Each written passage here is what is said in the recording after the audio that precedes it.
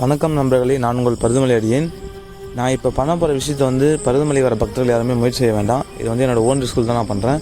எனக்கு அனுபவம் இருக்கிறதால நான் பண்ணுறேன். கடப்பாறைப்பட்டில் இறங்குற வழியில் 1 நிமிஷம் 11 செகண்டில் நான் அந்த வழி இறங்கி முடிக்க போகிறேன். நீங்கள் இந்த வீடியோ பாருங்கள் ஃப்ரெண்ட்ஸ், உங்களுக்கே தெரியும்.